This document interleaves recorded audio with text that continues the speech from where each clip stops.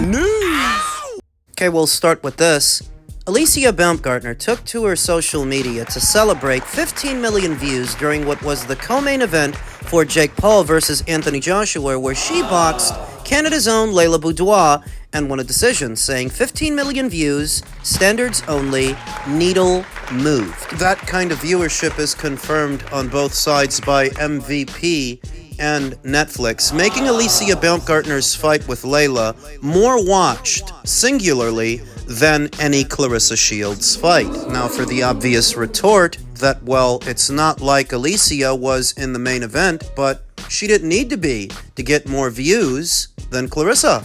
And so I don't think that it's a coincidence that on the heels of this momentous news, Claressa Shields starts up with her bullshit, saying, "Little Bum Bum tried to pull the ugly card. Oh, Claressa, you're mad because I look good and you don't. And I'm light-skinned and you're dark-skinned, trying to pull that card. Bitch, I ain't ever been ugly. The ugly one is the one who lets everybody smash." Now, this is not a direct quote from Shields-Baumgardner herself. This is not based on something that Alicia said, so much as something that Claressa Shields feels. Alicia never said, "I'm pretty and you're ugly because I'm light-skinned and you're dark-skinned." No. Alicia never said that. Though underneath the skin, Claressa Shields is the one who actually feels that way and projects that feeling onto Alicia to then justify her resentment of her, because it's Claressa that's got the complex, not Alicia. This is not the first time that Claressa Shields has made mention of other women's complexion,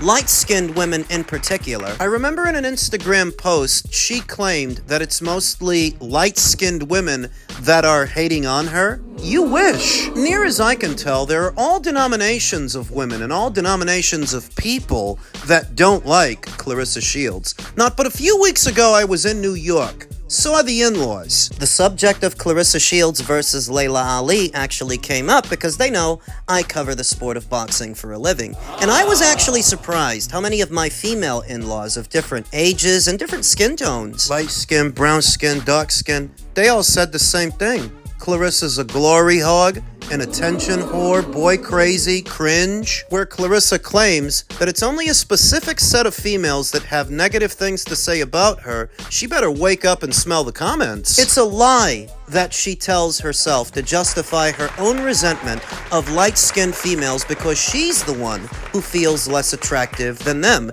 That's just her compensating for what is her own complex. Now, if people find Alicia more attractive than Claressa, it's not because Alicia is brown-skinned and Claressa's dark-skinned. It's not because of that. It's not that simple. It's the facial features. It's the eyes, the nose, the lips. It's the build, the body. Yeah, I do think Alicia is way more attractive than Claressa Shields, but not because of what Claressa Shields thinks. I mean, there are plenty of very attractive, dark-skinned women all around the world. Kelly Rowland, one of the ring girls during the Joshua versus Jake Paul fight. Chocolate one. Very delicious. And there's another very attractive chocolate ring girl over at Top Rank, where the bottom line is, whether or not somebody is or isn't attractive isn't as simple as their skin tone. There's a lot that goes into someone's aesthetic, and that's just something that Claressa Shields tells herself to play the victim. Everybody hating on me. She's pretending that it's colorism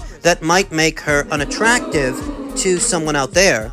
She's pretending that it's colorism that might make individuals not like her. To avoid taking accountability of what are her glaring character flaws, Shields-Baumgardner, in a pencil skirt and a blouse, is way more attractive than Claressa Shields, half naked, baring her chest and showing her legs. That's just how I feel about it. Alicia in a bodysuit, a cat suit, is better looking than Claressa Shields butt naked. You've seen her butt naked? No, and I don't want to, though. In the realm of aesthetics, between Claressa Shields and Shields-Baumgardner, that's a no contest. And what I've long maintained about Claressa and her resentment for many of her female contemporaries is she's got a pretty girl, ugly girl thing going on. The reason she doesn't like Alicia and the reason that she doesn't like Layla. Oh, it's because they have a lighter complexion than she does, and there are other contributing factors, but that's a part of it too. Those other female fighters make her feel insecure because they are widely perceived as being more attractive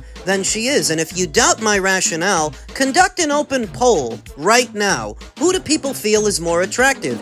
Fairly confident that the overwhelming amount of voters will vote for either Layla Ali or Alicia Baumgardner as being more attractive than Clarissa Shields. The fuck does this have to do with boxing? Clarissa's jealous of Alicia Baumgardner, even though she had the same opportunity to do business with MVP that Alicia has. Clarissa's the one that chose to turn it down, to stay with Dimitri Salita and win records, but that could have been you. Boxing on a big platform like Netflix. You made your bed, now you have to lie in it. You burn more bridges than you cross. Because you're stupid. You appear unattractive to a lot of people for a lot of reasons, but one among them is that you're trashy, that you're ghetto, that you're ratchet. You think that shit is cute? Maybe Papoose might like that shit, but... Yeah, but he's got a penchant for hostile broads. He's got an affinity for that shit. A lot of other people, they don't find that shit attractive. They don't think it's cute. It's not colorism that makes people look at Clarissa in an unflattering light. And I don't think it's a coincidence that these derogatory comments about Alicia are now circulating at a time where Netflix and MVP are reporting massive viewership during her fight. Clarissa's jealous for more reasons than one, but that's what it is. It's her issue and it's her complex. It's not based on anything that Alicia said. Because she never said that shit. The guy nearest your age is Benavidez, right? Yeah. But he's now moving up to 200 pounds. Yeah, fair play to him, man. He's trying to chase greatness. But we've sent a couple in. Even his dad messaged me the other day on Instagram. We'd love to have the fight. So it shows I'm doing something right in 11 fights. But for me, a bit more experience, got a bit more things to do. And I think that'll be a very big fight, maybe in Wembley. It's funny you say that, talking about a bit more experience and that. But people will then say, like, oh, you don't want the smoke, you're older than him, and all the rest of it. But it's quite a modest thing to say, you know, because people would expect you to be, as an extrovert, to be calling him out and saying, yeah, I want him and all the rest of it. But you're quite realistic that he's obviously had a lot more fights than you. Yeah, at the end of the day, skill-wise, I believe I'm better than the whole division. But at the end of the day, I've not been in fights where I might be cut, I might be hurt, I might be this and that. At the end of the day, I've had 11 fights. You look at Benavidez, he's had 32 fights. So at the end of the day, I've had an amateur experience, not a pro experience. He's been pro since he was like a teenager. So for me, people can say what they want to say, but when I get my experience and I start beating everybody, they can't say much. So what did Jose Benavidez, what did the message look like? Hey Ben, let's go and make some money. Something like that, something like that. At the end of the day, I got respect for them, but I don't want to be a number. I don't want to get there and just, oh, he put on a good fight. If I go there, I'm going to beat them, which I believe I can. And like I said, a couple more fights, go around the world, try different styles, and when I get in there, I will beat them. That was Ben Whittaker at the fights this past weekend in attendance for Jake Paul versus Anthony Joshua with some revealing insights that he was contacted by the Benavidezes. For what? What do you mean for what? For a fight? Okay, why would the Benavidezes want to fight what is tantamount to a prospect who is just now entering contender status? They've got bigger fish to fry. That for looking at Ben Whittaker, you should be looking at an Artur Beterbiev. Well, they did have a rather pleasant exchange. Artur said, I want to fight Benavidez, to which David responded, I want to fight you as well, my friend. But is he going to? As I listened to Ben Whittaker's account of events, and I don't think he made it up, why would he? I asked myself, did the Benavidezes also have a dialogue with Artur and his people, like they just had a dialogue with Ben? Because you actually reached out to Ben. Did you reach out to Artur? You guys know I've been critical of David's decision to now leave light heavyweight for cruiser to fight Zurdo, because if he beats Zurdo, he's not coming back down, making all of this much ado about nothing, because he's likely not going to fight Ben, but he's not going to fight Artur either. He's not going to fight either of them, or Dimitri, because he's moving up. Think about it. Ben Whittaker's just getting started at light heavyweight. He only has 11 fights. Artur, who's much further along, is so far along, I don't know that he'll ever move up to cruiser, and Dimitri is recovering from back surgery and is going into a layup before fighting Artur for a third time. You see, the way I see it, if you wanted one of those guys on that short list, you had your opportunity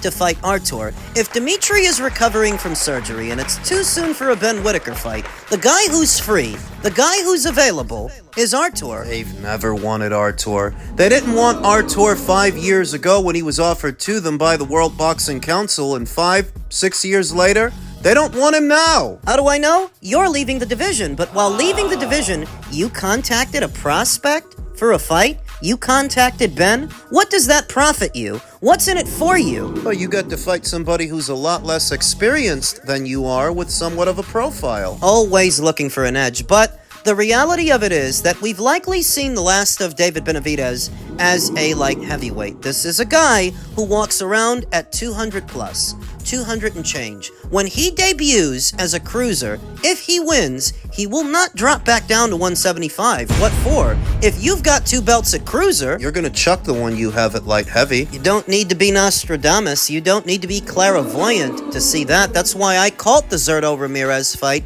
over a year in advance. David Benavidez and how he moves is not hard to figure out, even if he manages to fool a lot of people with his legacy talk. His actual track record, his resume, doesn't tell that story. There were opportunities there. They try to make it about Canelo as much as they can, as if David Benavidez wasn't right there at 168 alongside many, many champions before Canelo even got there. Why the fuck didn't you fight them? And now at light heavyweight, staying there, fights with Dimitri Bivol or Artur Beterbiev would likely garner more attention and more press than pursuing Zurdo, but you're pursuing Zurdo, and the reason for it is because you don't want to wait around. You don't want to wait around for Dimitri, and Artur doesn't have any belts, then why are you talking to Ben? Why did you get in contact with Ben? He's done even less than they have. When Samson Lukowicz was asked about it, he said there's no reason to fight Artur because Artur doesn't have any belts. Well, what belts does Ben have? Why the fuck would you be looking at him? Shortchanging yourself in the process, because the opportunity to have a legacy at 168 has come and gone, but you had that same opportunity just now at 175, and you're the one walking away from it. Now, you can go up there to cruiser and beat Zurdo, but it's not going to do for you. It's not going to do for you what fighting Dimitri would do or what Artur would do, and I question fiscally if you're even going to make comparable money, because fighting Dimitri or fighting Artur would have been paid by Turkey, whereas fighting Zurdo, you're relying on the pay-per-view to get paid. You need people to buy it for it to be a massive payday, and people are not buying pay-per-views anywhere near as much as they used to. But go on. It's your career. It's your decision. You made your bed, so lie in it.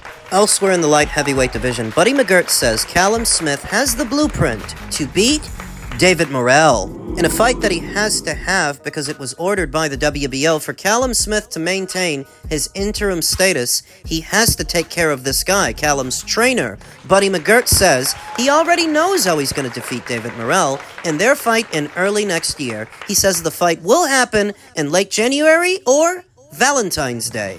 We all know that Turkey El El Sheikh has been planning a UK show, some kind of card for early next year. I wonder that Callum Smith versus David Morell doesn't end up on the undercard of Anthony Joshua's next fight. Or is this for a separate card entirely? In any event, Buddy McGirt believes WBO interim light heavyweight champion Smith is the bigger puncher than Morell. However, he says Callum doesn't need a knockout to win. He's got the skills to beat Morell on points. You agree with that? I agree that Callum is a bigger puncher than David Morell at light heavyweight. He's proven to be a bigger puncher. The winning on points is up in the air. They don't know if it's going to be at the end of January or on Valentine's Day, said Coach James Buddy McGirt to Mill City Boxing. About when Callum Smith versus David Morell will happen. We're preparing now like it's the end of January. Callum is in the right frame of mind. He's gonna beat Morell. Morell is younger, and that matters. But it also matters that David Morell didn't look good in his last fight, and to a lot of people, he should have lost to Imam Katayev, a comparatively smaller, stumpier, stockier fighter than Callum Smith. And remember that David got knocked down in that fight, knocked down for the first time in his career. Callum Smith turns 36 in the first quarter of next year, so he must win this fight because he's running out of time. If he gets knocked out by Morell, it's going to be hard for him to rebuild in time before he ages out, of course. With Eddie Hearn's backing, it's possible that Callum could absorb a loss and come back. Morell has a hell of an amateur background. He's Cuban. I've seen him fight once in LA against Radavalle Kalajdzic. We know what we've got to do, and that's why we're in camp now, said McGirt. So what seems to work against David Morell in disarming him is an aggressive opponent that's going to crash the pocket and throw a bunch of punches like David Benavidez did, and like Imam Katayev tried to. That pressure seems to be David's kryptonite. I thought he was a boxer puncher. He might be, though, not a very good one, as it seems to be pressure that gets to him that bothers him the most. So if Callum Smith goes in there and puts him under pressure, like he put Joshua Buatsi under pressure, Might be the ticket. that's more or less what he did to Joshua Buatsi, making him quite comfortable mid-range to inside, working him and being aggressive. The same could apply in theory to David Morell. The caveat is, the night of the fight, if it lands in February or at a later date,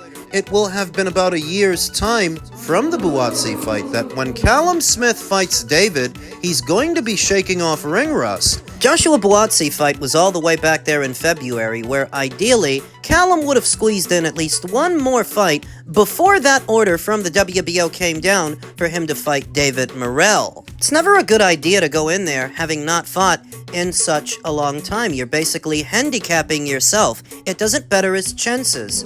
Still, Callum did look a lot more impressive against an Olympian in Joshua Buatsi than David Morell did against Imam Katayev. And this fight is a necessary evil for Callum to maintain his interim status and stay close to fighting for an alphabet title. He has to take care of this guy. For David Morell, this will arguably be his third Riyadh season appearance. His first was against Radavalle Kalajdzic, his second was against Imam Katayev, and this fight with Callum would be his third. He must be rubbing somebody over there the right way, that they keep using him. Before that, he was normally seen on PBC shows. He is a PBC fighter, except the PBC aren't doing anywhere near as many cards as they used to. Thankfully for David, he's got the opportunity to stay active elsewhere. Though with somewhat of a dissipated buzz during his run at 168, some people thought he was a bogeyman. At 175, not so much. Looking less than spectacular with Radavalle Kalajdzic losing to David Benavidez, then arguably losing to Imam Katayev. Nobody really views David as a bogeyman anymore. Perhaps that's why he's left his longtime trainer, Ronnie Shields, and enlisted the aid of veteran trainer Ismail Salas, El Profesor. Might be a better fit for David Morell, a more cerebral trainer with a more cerebral philosophy. In tandem with Callum Smith's inactivity, this is a more even fight than I originally thought it would be. And I'm looking forward to it early next year. All they have to do is officially announce it.